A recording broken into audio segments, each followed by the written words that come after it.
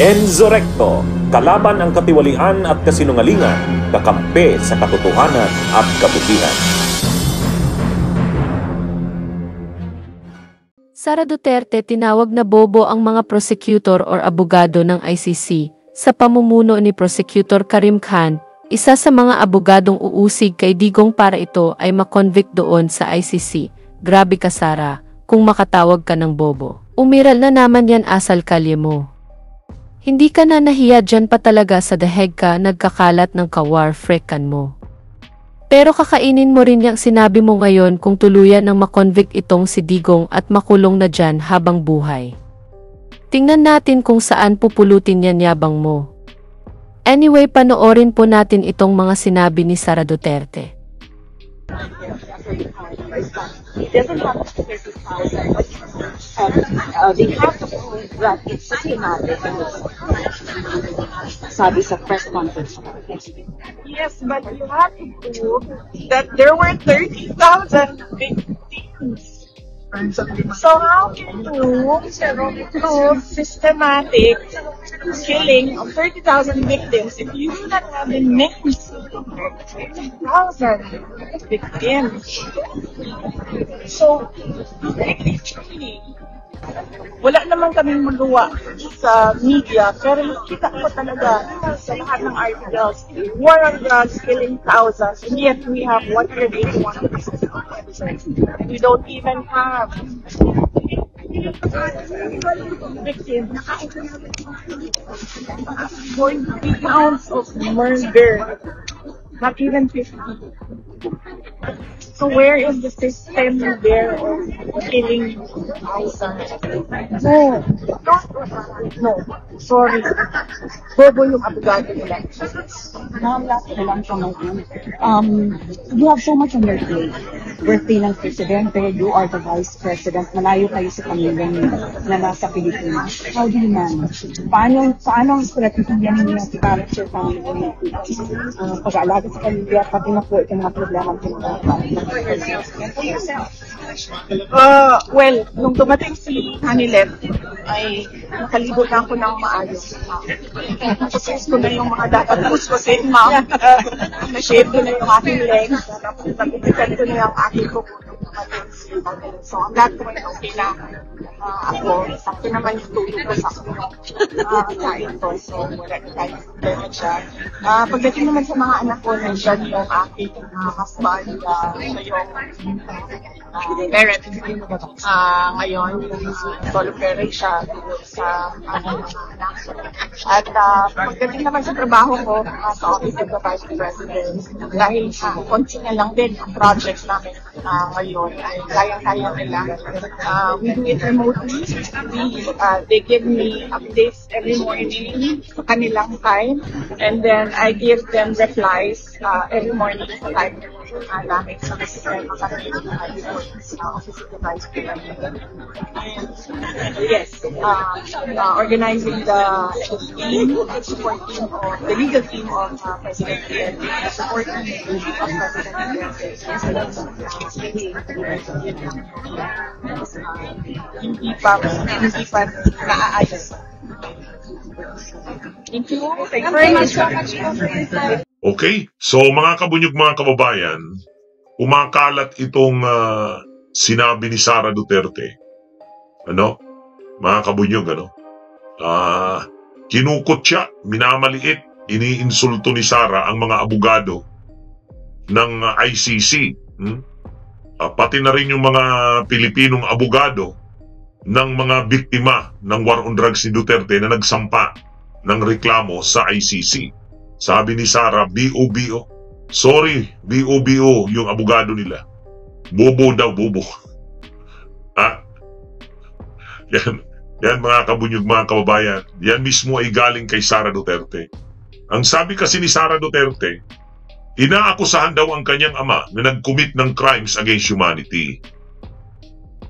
Ang aligasyon daw ay aabot sa 30,000 ang namatay sa war on drugs na isinagawa ng kanyang ama.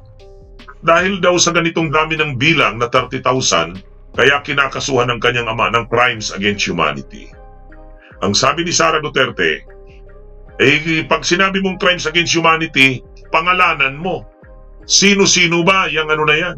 Sino-sino yung 30,000 na yan? Dapat may pangalan yan. Dapat may listahan yan. At sabi ni Sara, ang ebidensya daw ay 181 lang. 181 lang daw na pieces of evidence or items ang present.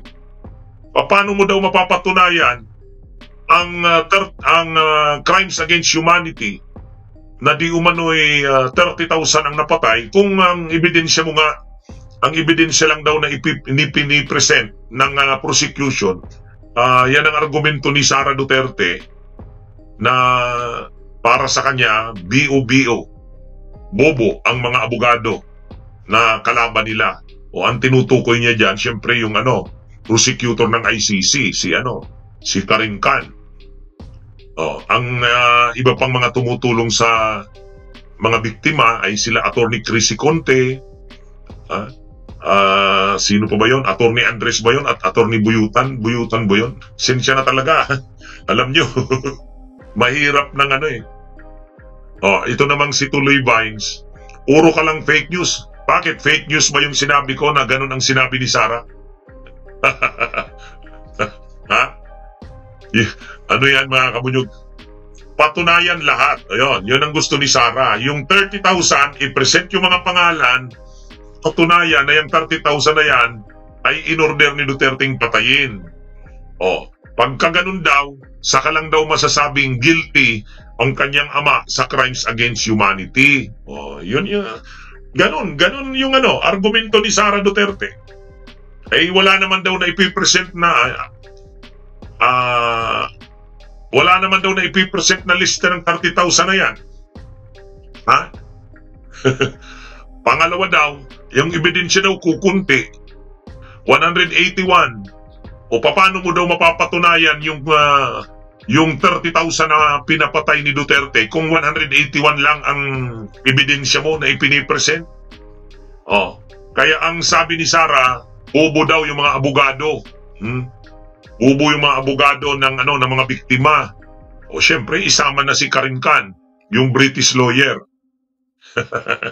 Unang-una, sasabihin niyang bobo ang ang abogado ng bobo daw yung abogado ng ICC. Unang-una si Karim Khan, British lawyer yun. Graduate pala yun ng law sa King's College sa London. Graduate ng law sa King's College sa London.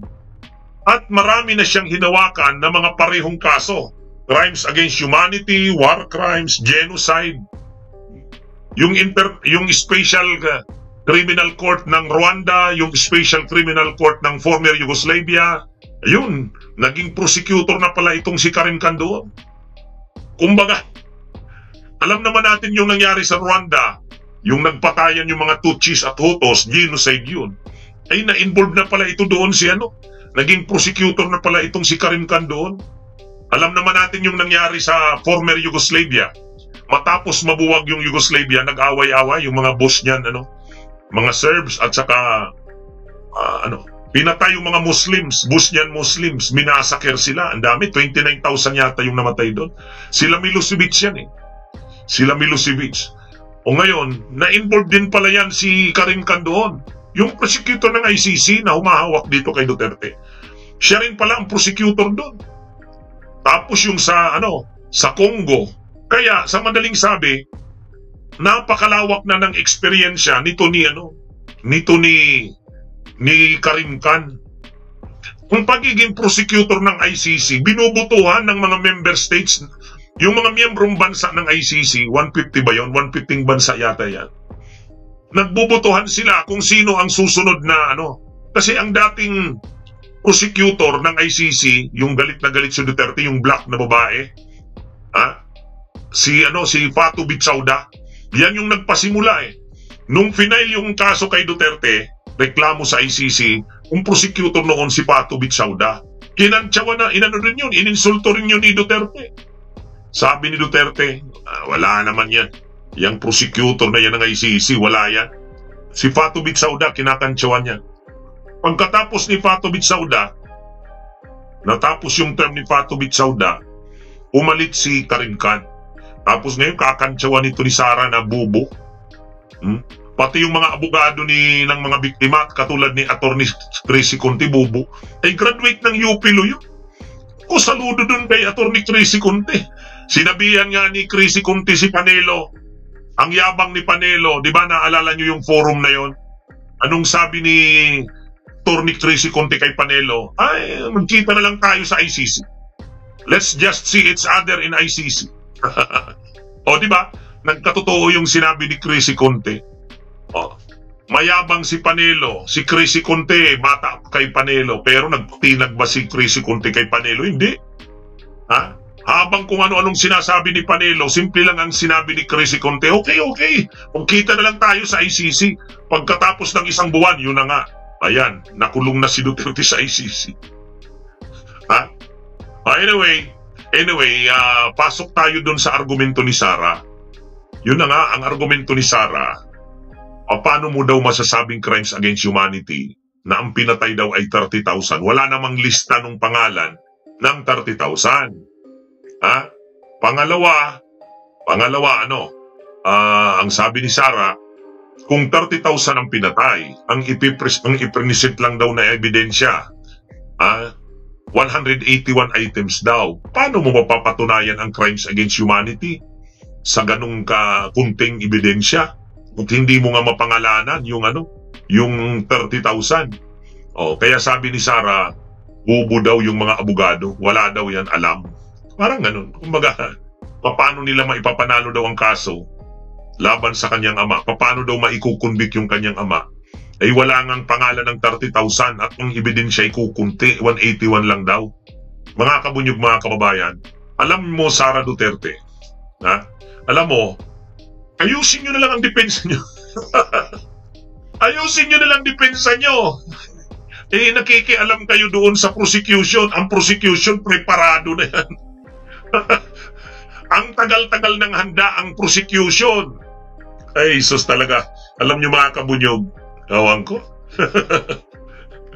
Ewan ko dito sa kampo ni Duterte. Kung makonvict man si Duterte, kagagawa nila Sara Duterte at kagagawa ng kanyang mga abogado. Matagal na. Matagal na nilang minamaliit ang ICC. Matagal na nilang kung ano-anong sinasabi nila. Wala yan.